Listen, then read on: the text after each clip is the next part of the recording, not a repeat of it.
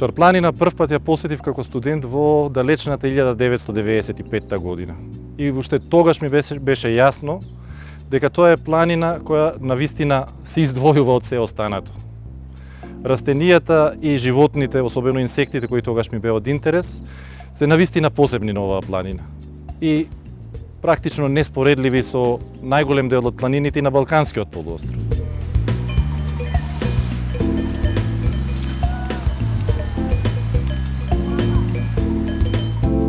На Шарпланина од истражувањата ни се познати нешто над 1250 видови растенија, над 500 видови габи, 125 видови птици, околу 50 видови цицачи, меѓу кои спаѓа и балканскиот рис кој е нашиот символ на дивината.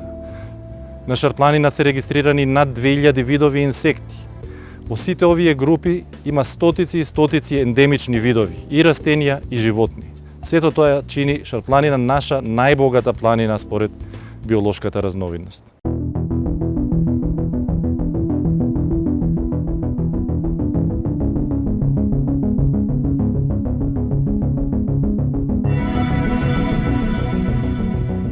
Всушност, по број на високи врвови, односно врвови над 2000 метри, рековме дека има преку 200, Шарпланина е во рангот на Рила и Пирин планината.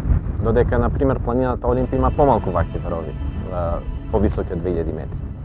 Дури имаме и 12 врва кои што се повисоки од 2600 метри.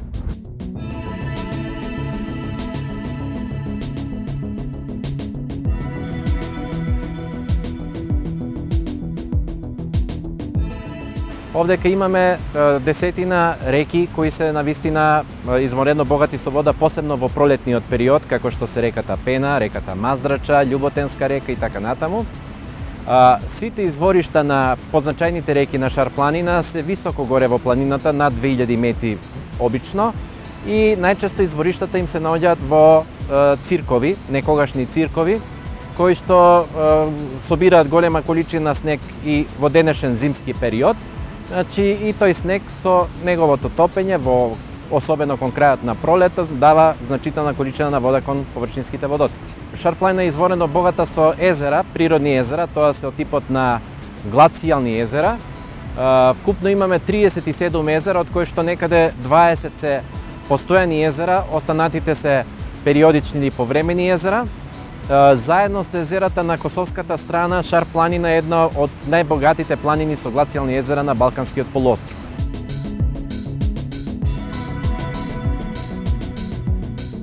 Водотеците на оваа планина нудат погодни живеалишта за исклучително висок број, односно околу 60 видови на водни безробетници од меѓународно и национално значење за зачувување.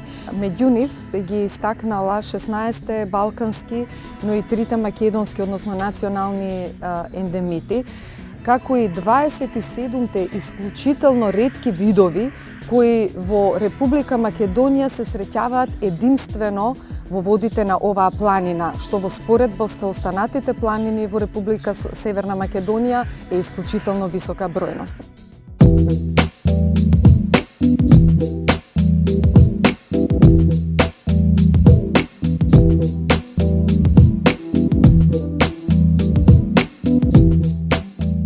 Për sa i përket pasurisë floristike të Malishara, ajo vërtet është impozante dhe këtë drejtim unë mund të theksoj po t'i referohemi vetëm florës vaskulare. Ajo është e përfaqësuar me rreth diku 1260 lloje.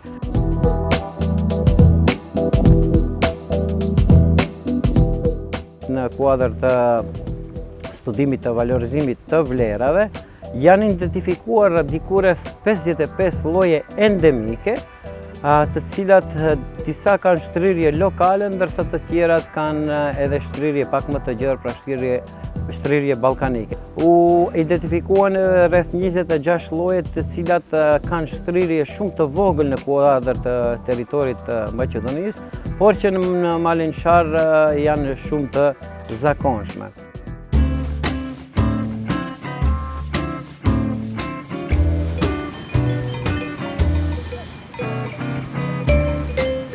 Овчарството не само што представува сточарска гранка која по своите производни ефекти носи, да речеме, чист девизен прилив, туку е многу значајна во одржувањето на природниот, односно антропогениот предел во кој припаѓаат високопланинските пасишта. Од тука големо е значењето на овците и овчарството како стопанска гранка во двата случаја.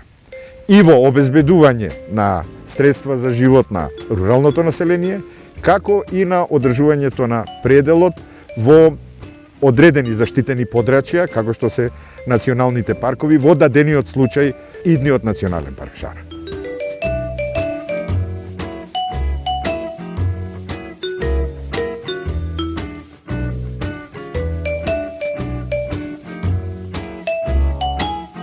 Храната која е произведена во овие рурални домакинства, која може да се подреди и во органските типови на производство, може и текако да влие врз туристичката понуда, која секако дека ќе биде голема во иднина, со оглед на фактот дека подрачјето ќе биде заштитено и од тука се обезведува и моментот на диверзификацијата на струките, на производството, кој ќе овозможува сопственото производство да се пласира и на гостите кои секако ќе дојдат да уживаат во оваа прекрасна убавина.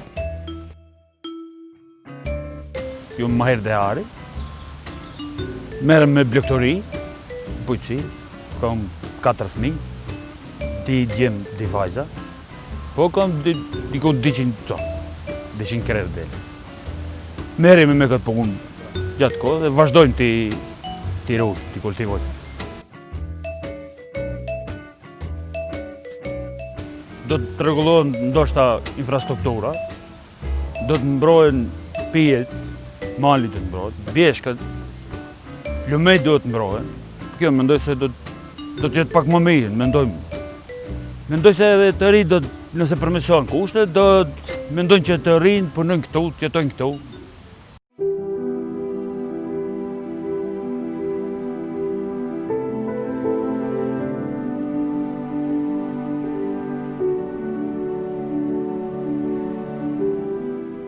Националниот парк треба да соработува со локалното население, треба да соработува и со општините кои што гравитираат на тоа подрачје. Се тоа е потребно затоа што треба да има взаемно разбирање, треба да се слушнат потребите на локалното население, но треба да се слушнат и потребите кои што се на националниот парк и така заедно може да се работи кон една цел, а тоа е руралниот туризам заедно со екотуризмот кој што треба да се развива во овие рурални подрачја, а кој што тие рурални подрачја се основа за почеток на оној авантуристички туризам кој што треба да се случува внатре во националниот парк.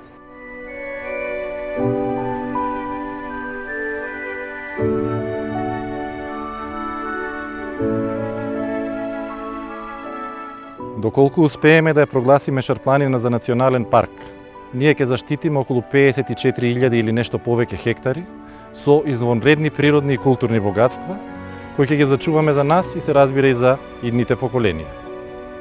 И тоа ќе биде првиот национален парк прогласен во независна Македонија од последниот прогласен во 1958 година, тоест Националниот парк Галичица.